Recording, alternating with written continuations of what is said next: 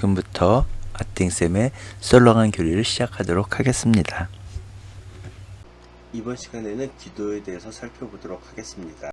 여러분들도 잘 알고 계시다시피 기도는 하느님과의 대화입니다. 어느 한쪽만 일방적으로 이야기하는 것을 대화라고 하지 않듯이 기도도 마찬가지로 내 얘기만 하느님께 하는 것이 아니라 하느님께서 나에게 하시는 말씀을 듣는 시간도 필요합니다. 기도는 언제 어디서나 가능합니다. 기도는 언제 어디서나 가능하지만 그래도 기도를 하기에 더 적당하고 좋은 장소는 있겠죠.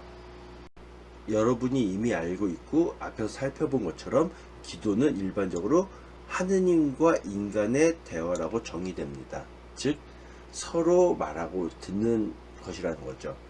결국 기도란 자신의 마음을 하느님께 올리고 하느님의 말씀을 듣는 것을 말합니다. 앞에서 기도는 언제 어디서나 가능하지만 그래도 더 좋은 시간, 더 좋은 장소가 있다고 했는데 여기에도 기도는 언제 해도 좋지만 가능하면 조용하고 하루 중 그래도 제일 기도하기 좋은 시간을 택해야 한다 라고 나오고요. 장소 역시도 어디나 좋지만 그래도 기도하는 집인 성당이 더 좋다라고 이야기하고 있습니다. 특히 감실에 예수님께서 살아계시고 성취를 이루는 제단이 있기에 가장 좋다라고 언급하고 있습니다. 수많은 기도 중에서 예수님께서 직접 가르쳐 주신 기도가 있습니다. 그것이 바로 주님의 기도죠. 그리고 수많은 기도문 중에서 우리가 믿어야 할 믿을 교리로 된 기도문은 믿을 기도문이 신경이 있습니다. 신경은 우리가 사용하는 미사통상문에는 짧게 니케아 신경이라 불리는 니케아 콘스탄티노폴리스 신경과 그리고 사도신경 두 가지 신경이 미사통상문에는 나옵니다. 주님의 기도는 마테오복음 6장에 예수님께서 너희는 이렇게 기도하여라 라고 하면서 주님의 기도를 가르쳐 주셨고요. 그리고 루카복음 11장에서는 제자들이 저희에게도 세례자 요한이 제자들에게 기도를 가르쳐 준 것처럼 저희에게도 기도하는 것을 가르쳐 주십시오 라고 해서 예수님께서 너희는 기도할 때 이렇게 하여라 하면서 주님의 기도를 가르쳐 주셨다고 나옵니다. 우리가 미사 중에 바치는 신경은 미사통상문에 두 가지가 나옵니다. 왼쪽에 있는 니케아 콘스탄티노폴리스 신경 그리고 오른쪽에 사도신경.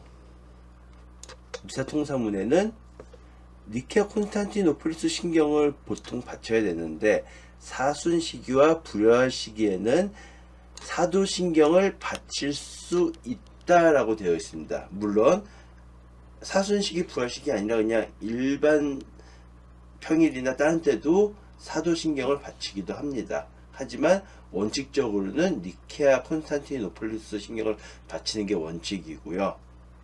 그리고 미사통상문에는 나오지 않지만 아타나시오 신경이라는 것도 있기는 합니다.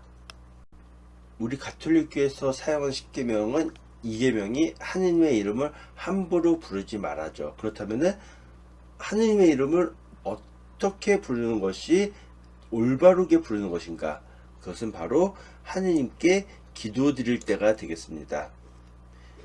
기도의 분류를 보면은 우리가 소리내어 바치는 소리기도, 염경기도라고도 합니다. 그리고 마음으로 바치는 기도, 마음기도 또는 묵상기도라고 합니다. 이렇게 두 가지로 분류가 되고요. 기도의 분류라고 보기는 어렵고 기도의 상태라고 하는데 신비적 기도, 관상기도라는 것도 있습니다. 앞에서 봤던 것처럼 기도의 분류에는 소리기도, 염경기도와 마음기도, 묵상기도가 있습니다. 소리기도는 마음속의 생각과 감정을 하느님께 표현하기 위해 소리내야 하는 기도라고 되어 있고요. 마음기도는 하느님께서 내 앞에 현존하심과 그분 앞에 나 자신이 대면해 있는 마음으로 영신사정에 대해서 관찰하고 주님의 말씀을 깊이 생각하면서 자신을 반성하고 하느님과 대화하며 감사하고 새로운 결심을 세우는 것이라고 되어 있습니다. 이때 묵상재료는 대자연, 성경, 심신서적, 교회 가르침 등이 있다고 합니다. 그리고 신비적 기도, 관상기도가 있는데 이는 우리가 의식적으로 깨닫고 있든 없든 우리의 생활에 하느님께서 침투하시는 분위기이며 그 동향을 말한다라고 설명하고 있습니다. 기도의 요소에는 하느님을 찬미하고 찬양하고 흠숭하는 기도가 있을 수 있겠고요. 나의 잘못을 반성하고 회개하는 기도가 있겠고요. 하느님께 어떤 것을 하겠습니다라고 하는 하느님과 약속하는 기도가 있겠고요. 그리고 하느님께 저 이러이러한 것을 들어주세요 라고 소원을 말하는 청원 기도가 있겠고요. 하느님께 감사드리는 감사 기도가 있겠습니다. 기도의 요소로는 흠숭, 감사, 간구, 청원이 되겠죠. 참회, 반성 그런 것이 되겠고, 기도는 단순히 기도문을 외우는 것이 아니라 이것을 생활에 해야 된다고 합니다. 하느님께서는 우리의 기도를 반드시 들어주십니다. 하지만 하느님께서 우리의 기도를 바로바로 들어주시는 경우도 있지만 하느님께서 한참 뒤에 하느님께서 원하시는 때 들어주시는 경우도 있습니다. 그 대표적인 예가 모니카 성녀의 기도가 그렇겠죠. 그리고 하느님께서 기도를 들어주시는데 그것이 그 사람의 신앙이 좋지 않다고 판단되면은 그 기도를 들어주시지 않을 수도 있죠. 예를 들어서 어떤 꼬마가 부모님한테 사과를 깎아드리겠다고 칼 달라고 하면은 그 꼬마가 칼을 다룰 수 있는 나이가 되면은 그래 한번 깎아봐라고 하고서는 과도와 사과를 주겠지만 꼬마가 칼을 다룰 수 없는 나이라면은 칼을 주면 위험하기 때문에 주지 않겠죠. 그런 것처럼 우리의 기도를 하나님께서는 들어주시지만 그 사람에게 유익이 되지 않을 때 또는 하나님의 계획이 있으실 때는 좀 더 늦게 들어주시기도 합니다. 그리고 또 중요한 것은 기도의 취향이 하나님 뜻에 맞아야겠죠. 다른 사람을 해치려는 잘못되게 하려는 기도 지향이라면 하나님께서 들어주시지 않을 수 있겠죠. 예, 모니카 성녀는 제 주보 성인인 아구스티노 성인의 어머니인데요. 모니카 성녀는 34년간 눈물 흘리며 아들의 회개를 위해 끊임없이 기도했다라고 되어 있는데 아마도 이 34년이라고 하는 것은 아구스티노 성인이 태어나서 세례받을 때까지 기간을 말하는 걸 겁니다. 그리고 유명한 말 중에 하나가 성녀가 주교님을 찾아가서 막 눈물 흘리면서 자신의 고민을 털어놨을 때 안심하십시오. 이런 눈물 흘리는 어머니를 둔 아들은 결코 멸망의 길을 걸 수 없습니다. 안심하십시오. 눈물의 자녀는 멸망하지 않습니다. 라는 명언이 생겨났죠. 이 모니카 성녀의 기도 덕분에 아우구스티노 성인은 교회의 위대한 학자이자 주교 그리고 나중에 성인이 되십니다. 아우렐리오 아우구스티노 성인은 히포의 주교죠. 그리고 교회 학자고요. 그리고 어머니는 성녀 모니카 성녀시고요.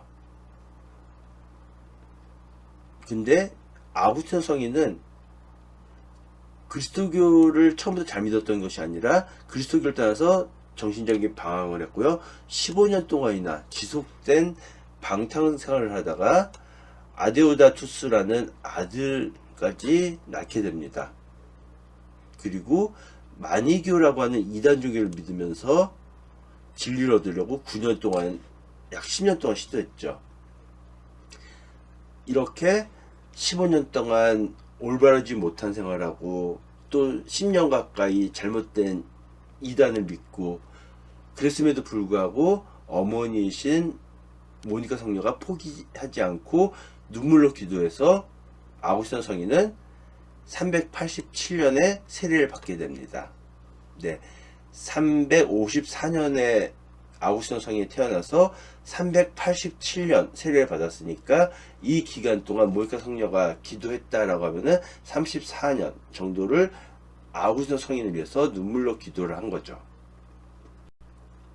화살 기도는 순간적으로 느껴지는 간절한 나의 마음을 짧게 올린 기도이기 때문에 언제 어디서나 특별한 준비 없이 바칠 수 있는 기도입니다.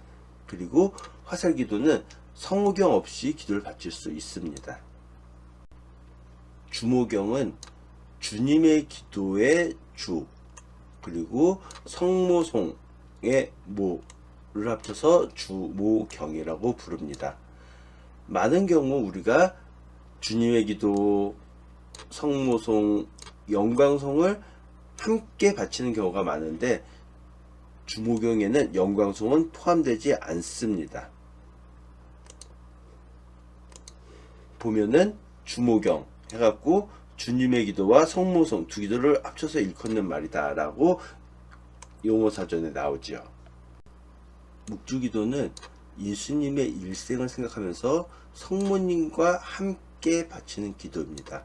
묵주기도 할 때에는 자기의 지향을 생각하는 것이 아니라 각 신비의 내용을 묵상하는 것이 중요하다고 합니다. 묵주기도는 성모님께 바친 기도가 아닙니다.